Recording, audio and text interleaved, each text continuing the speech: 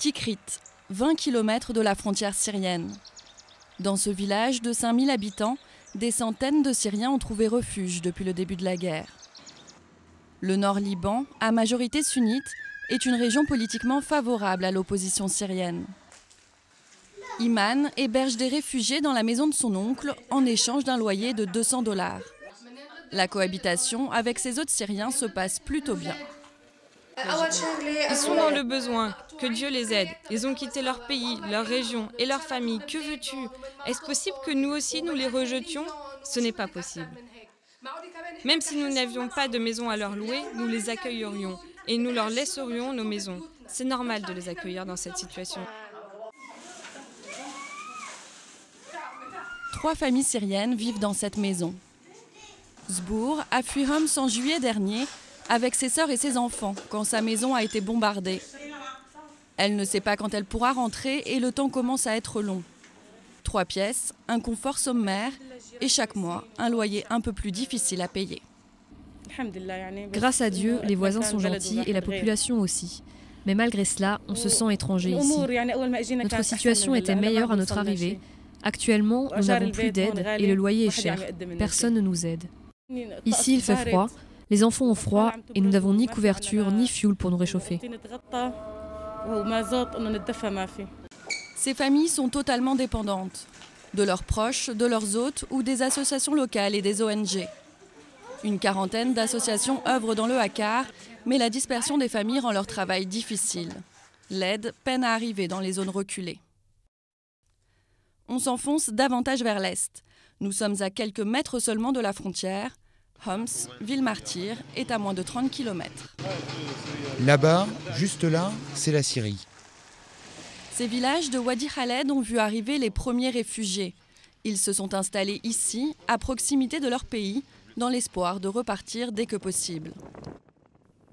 Au Liban, il n'existe pas officiellement de camp, à la différence de la Turquie ou de la Jordanie.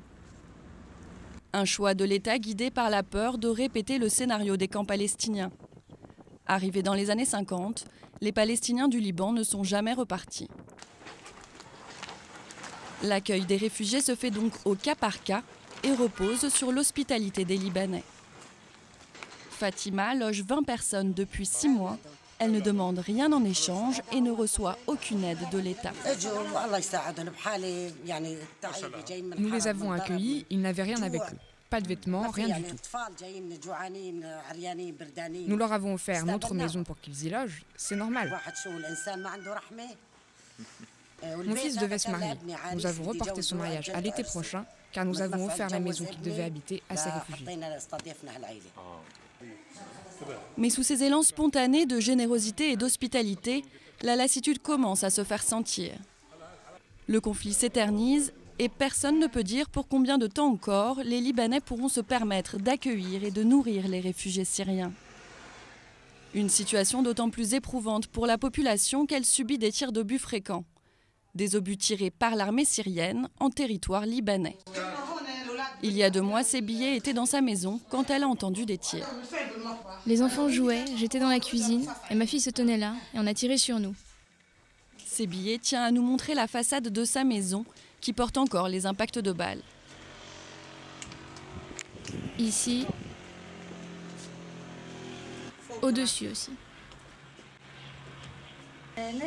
Pourquoi les Syriens ont tiré ici? Je ne sais pas. Ils ont tiré sur nous. Où est la Syrie là? Quoi? Où est la Syrie?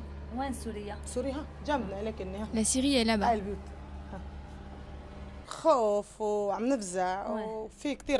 Nous avons vraiment peur et nous manquons de tout. Vous continuez de venir ici? Quand il y a des tirs, nous ne sortons plus, ni pendant la journée, ni pendant la nuit. Un sentiment d'insécurité partagé par tous les habitants de Wadi Khaled, comme ce chauffeur exaspéré. Depuis le début de la guerre, au moins 4 personnes sont mortes sous le feu du voisin syrien et des dizaines de personnes ont été blessées. À 6h30 ou 7h, des hommes sont morts ici, juste là. Ils étaient 3 et allaient à l'hôpital. Les tirs ont commencé et ils ont été touchés. Il n'y a pas de sécurité ici. Chacun protège son clan. Comme vous pouvez le voir, il n'y a pas de police, ni d'armée. Selon les autorités locales, ces tirs ont un seul but, effrayer la population. La Syrie, elle, déclare qu'ils sont en représailles aux attaques des rebelles. Car selon Bachar el-Assad, la zone est devenue un refuge pour ce qu'il appelle les terroristes. L'armée régulière a donc miné la plaine frontalière. Premiers à en subir les conséquences, les paysans. Mohamed est agriculteur, il a dû abandonner ses terres. 3 de ses vaches ont été tuées. Pour la première fois, il retourne voir ses champs. Aujourd'hui, nous travaillons pour des Libanais qui ont des champs loin de la frontière. On essaye d'éviter les tirs et les mines. J'ai perdu 3 vaches, 2 grosses et une petite. Nous avons perdu beaucoup de choses dans le village. Nous ne traînons pas, l'armée syrienne guette, juste de l'autre côté. Depuis le début de la guerre, c'est toute l'économie du village qui est bouleversée. En temps normal, la population tire ses revenus du commerce avec la Syrie. Il y avait beaucoup d'échanges entre la Syrie et le Liban, du fioul, du blé. 90% des gens travaillaient entre les 2 pays.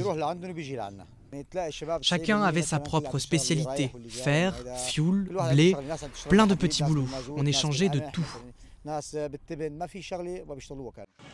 Aujourd'hui, 80% de la population est au chômage, selon les autorités locales. Les habitants tentent de survivre avec leurs économies, mais le poids de la guerre est lourd pour cette région déshéritée du Liban. Chaque jour, des dizaines de réfugiés continuent d'arriver à Wadi Khaled. Les hébergements, eux, se font plus rares et plus précaires. Avec l'hiver qui s'installe, très rude dans cette région montagneuse, il y a urgence. Le gouvernement annonce un plan massif d'aide aux réfugiés avec l'aide de la communauté internationale. Les Libanais du Hakkar espèrent qu'ils ne seront pas les grands oubliés.